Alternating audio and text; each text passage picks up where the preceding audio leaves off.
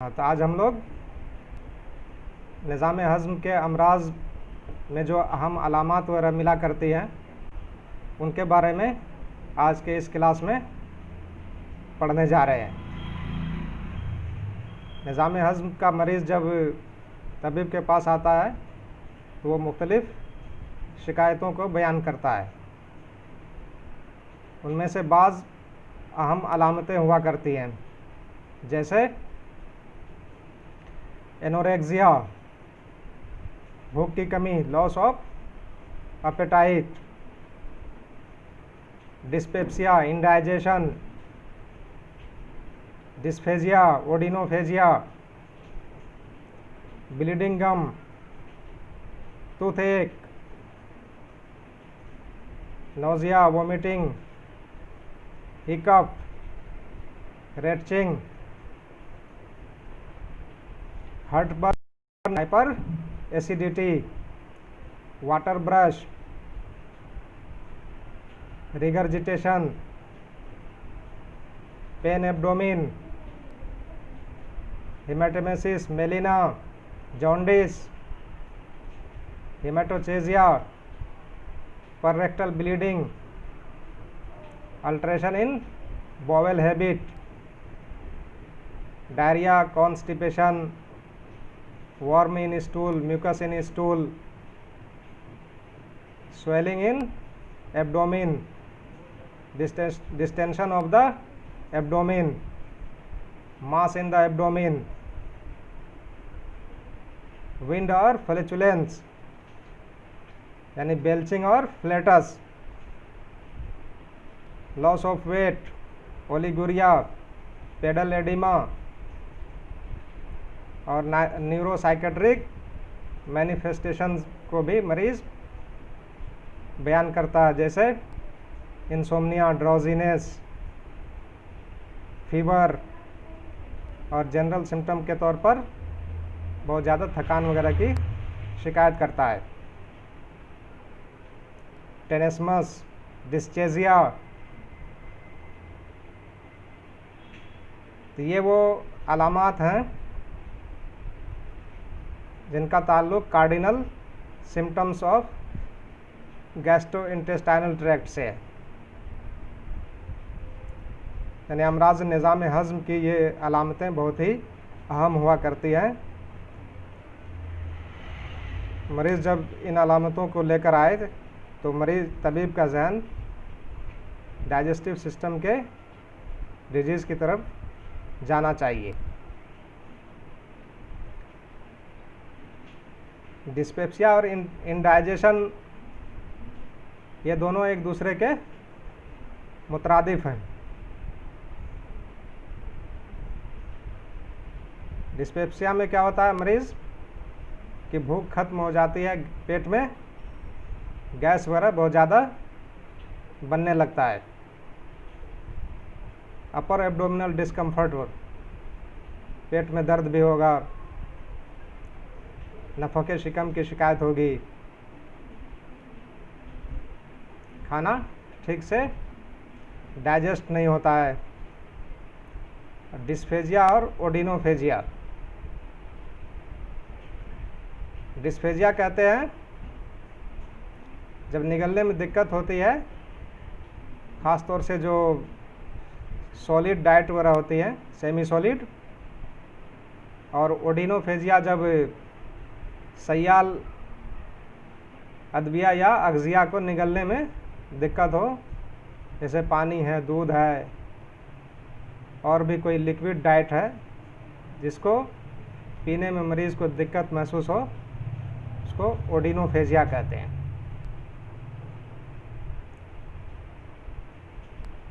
ये जो cardinal symptoms हैं, हम लोग इसको समझने के लिए एक और एतबार से तकसीम करके समझ सकते हैं। इनमें से कुछ अलामतों का ताल्लुक़ जो है अपर जीआईटी ट्रैक्ट से है, अपर गैस्ट्रो इंटेस्टाइनल ट्रैक्ट से है, और बाज़ अलामतों का ताल्लुक़ लवर जीआई ट्रैक्ट से है। और बाज़ अलामतों का ताल्लुक़ जो है अमराज़ कबीद व मिरारा से है। यानी इन अलामतों को हम 3 मुख्तलिफ़ हिस्सों में तकसीम करके इसको बखूबी समझ सकते हैं।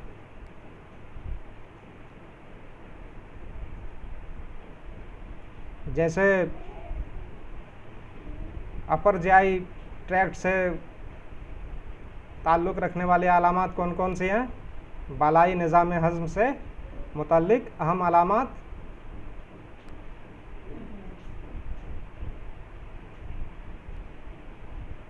Loss of appetite, pain, nausea, vomiting, या फिर increased appetite, dysphagia, odynophagia, flatulence, haematemesis, hyper acidity, nausea, vomiting, water brash. इन अलामतों का आमतौर से ताल्लुक़ जो है अपर गैस्ट्रो इंटेस्टाइनल ट्रैक्ट से है।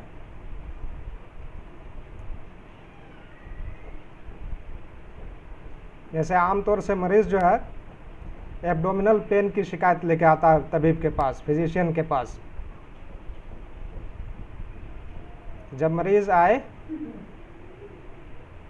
तो उससे दर्द के ताल्लुक़ से मुख्तलिफ़ किस्म के सवालात पूछेंगे और फिर दर्द के असबाब तक पहुंचने की कोशिश करेंगे ताकि तशख़ीस मर्ज़ में आसानी हो जाए।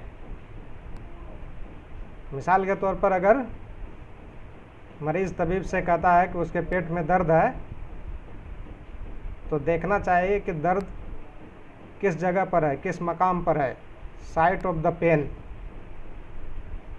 फिर दर्द के कैरेक्टर को भी देखना चाहिए, पेन के कैरेक्टर को, कि पेन जो है किस नौइयत का हो रहा है। दर्द एक ही जगह पर है या वो रेडिएट करता है, शिफ्टिंग और रेडिएशन ऑफ पेन। दर्द एक जगह से दूसरी जगह मुंतशिर होता है या एक ही मकाम पर पाया जाता है। और दर्द का ग़िज़ा से ताल्लुक़ है या नहीं है, दर्द का तनफ़ुस से ताल्लुक़ है या नहीं है,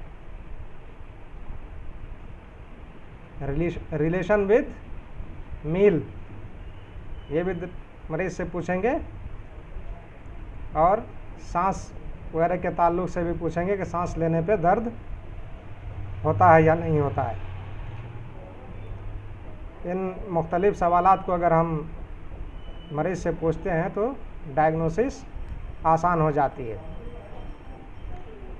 और दर्द के बहुत सारे असबाब हुआ करते हैं तो उन असबाब को भी हमको जानना चाहिए, वो ज़हन में मुस्तहज़र होना चाहिए। मिसाल के तौर पर मुख्तलिफ़ किस्म के इल्तिहाबी अमराज़ में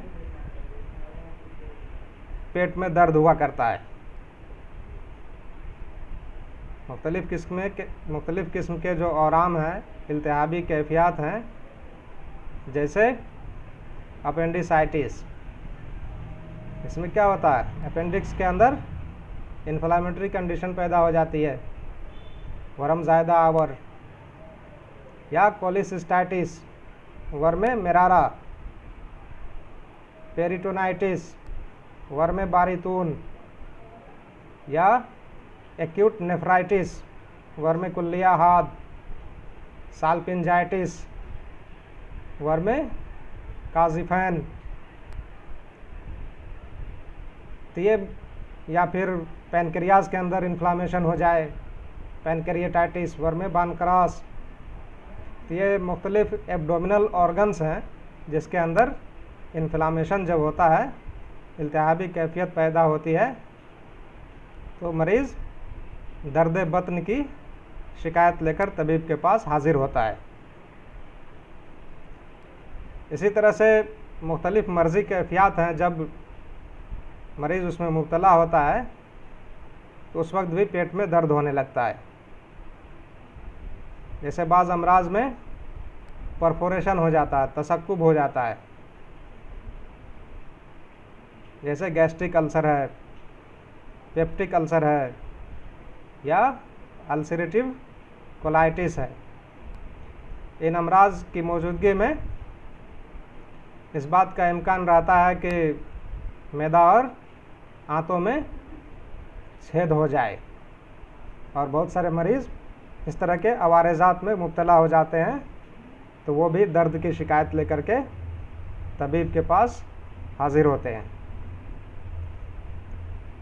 इसी तरह से बाज़ वो मर्ज़ी कैफियत हैं जिसमें कॉलिकी पेन हुआ करता है, कॉलंजी दर्द हुआ करता है, जैसे रीनल कॉलिक है, बिलियरी कॉलिक है, या इंटेस्टाइनल ऑब्स्ट्रक्शन है। तो इन अमराज में भी जब मरीज़ मुब्तला होता है तो वो दर्द की शिकायत लेकर हाजिर होता है। इसी तरह से साइट ऑफ पेन को भी सामने रख कर के मर्ज़ की तशख़ीस में आसानी हो जाती है। जो अंडरलेइंग विसराज हैं वो एब्डोमेन में जहाँ जहाँ हैं, अगर उन ऑर्गन्स में किसी तरह की मर्ज़ी कैफियत पैदा हो गई है तो उस मकाम पर दर्द होने लगता है। तो मकाम दर्द को भी जहन में रख करके डायग्नोसिस करने में या बनाने में आसानी हो जाती है। मिसाल के तौर पर दर्द अगर एपिगैस्ट्रिक रीजन में है तो इसका मतलब जो है मरीज़ या तो गैस्ट्रिक अल्सर में मुब्तला है या फिर ड्यूडेनल अल्सर भी हो सकता है उसको। इन अमराज की मौजूदगी में जो है दर्द एपिगैस्ट्रिक रीजन में होता है, या फिर अगर पैनक्रियाज के अंदर स्वेलिंग या इन्फ्लामेशन हो गया है तो उस कंडीशन में भी एपिगैस्ट्रिक रीजन में दर्द हुआ करता है। इसी तरह से अगर राइट हाइपोकॉन्ड्रिक रीजन में दर्द हो रहा है तो राइट हाइपोकॉन्ड्रिक रीजन में कौन कौन से ऑर्गन है? लीवर है, गॉल ब्लैडर है। तो एक तबीब का जहन फ़ौरन कहाँ पे जाएगा कि हो सकता है कि मरीज़ जो यहाँ पे दर्द की शिकायत कर रहा है इन ऑर्गन्स में या इन आज़ा में कोई प्रॉब्लम है।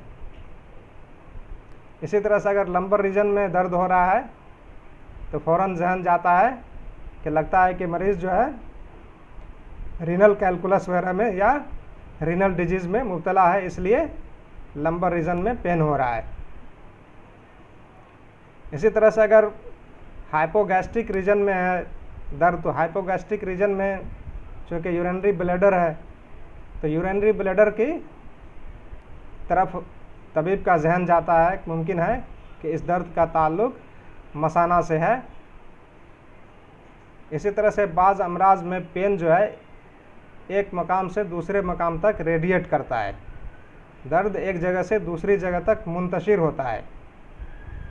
तो इंतशार दर्द की भी डायग्नोसिस में बड़ी अहमियत है। इसको भी सामने रख करके मरीज़ से सवाल पूछना चाहिए और फिर मर्ज़ की तशख़ीस करनी चाहिए।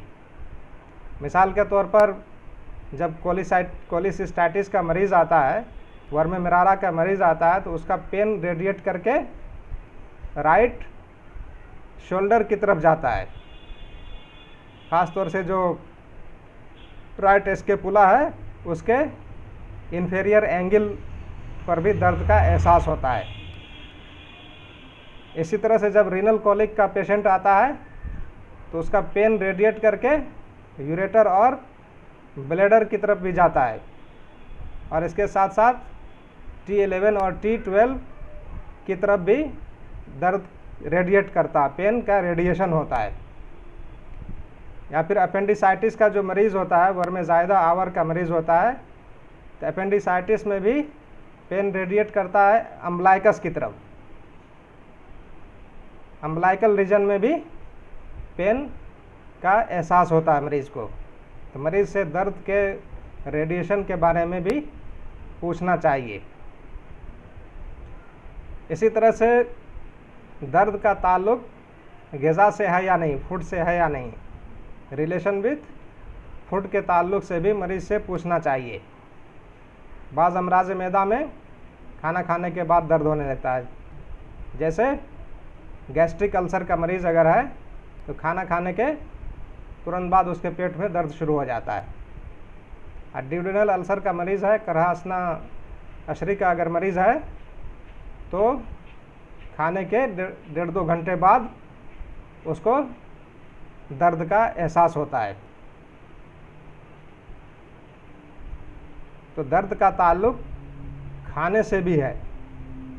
या फिर अगर गॉल ब्लैडर के अमराज में कोई मुब्तला है, जब फैटी मील वगैरह लेता है, शहमी ग़िज़ाओं का इस्तेमाल करता है, तो उस वक्त दर्द का वकू होता है, दर्द का हमला उसी वक्त होता है। फैटी मील वगैरह खाने के बाद मरीज़ बताएगा कि नॉनवेज वगैरह खाए थे, उसके बाद से दर्द शुरू हुआ है। तो शहमी अग़ज़िया के इस्तेमाल के बाद दर्द का अगर अकरेंस है, दर्द हो रहा है, तो ज़हन इस तरफ जाना चाहिए कि मुमकिन है कि मरीज़ जो है अमराज़ मिरारा में या गॉल ब्लैडर की डिसीज़ में मुब्तला हो सकता है। इसी तरह से बाज़ अमराज़ मैदा में दर्द का ताल्लुक जो है रेस्पायरेशन से भी होता है, सांस से भी होता है। तो मरीज़ से ये भी पूछना चाहिए कि आप जब सांस लेते हैं तो उस वक्त दर्द होता है या नहीं होता है। हालांकि आम तौर पर सांस लेने पे दर्द निज़ाम तनफ़ुस के अमराज में, रेस्पायरेटरी डिजीज़ में हुआ करता है, जैसे निमोनिया है, प्लूरेसी है, इन अमराज में।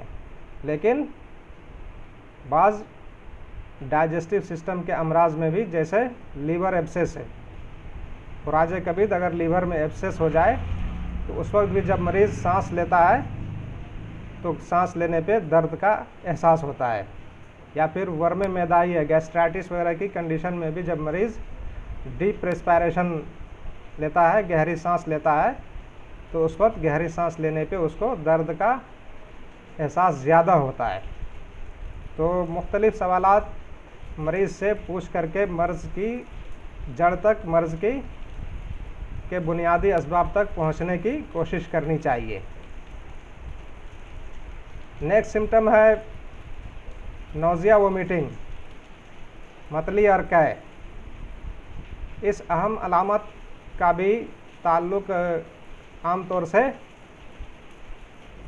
निज़ाम हज़म के अमराज से है।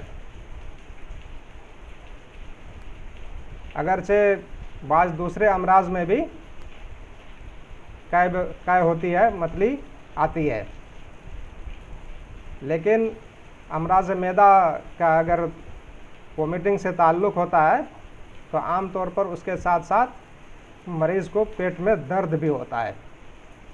जैसे मिसाल के तौर पर वर्म मैदा हाद या मुज़मिन है, एक्यूट या क्रोनिक गैस्ट्राइटिस का अगर मरीज़ है, या फिर ड्यूडेनल अल्सर या गैस्ट्रिक अल्सर है, तो इन अमराज में जब वोमिटिंग होती है तो उसके साथ साथ पेट में दर्द भी होता है।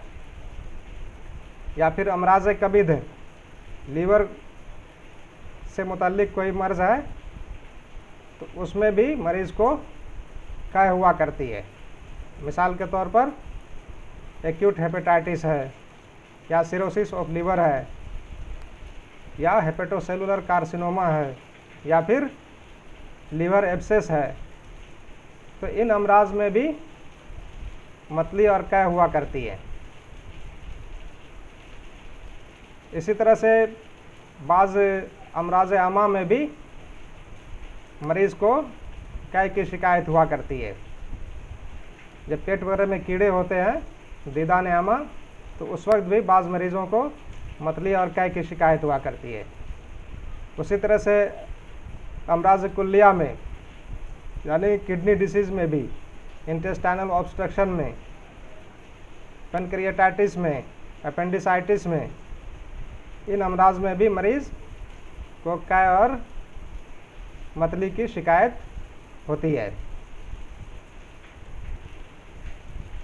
बाज़ दीगर अमराज हैं जिनमें भी कै हुआ करती है। मिसाल के तौर पर अगर कोई प्रेग्नेंट है तो उसमें भी हाइपरेमेसिस ग्रेविडियम की शिकायत होती है।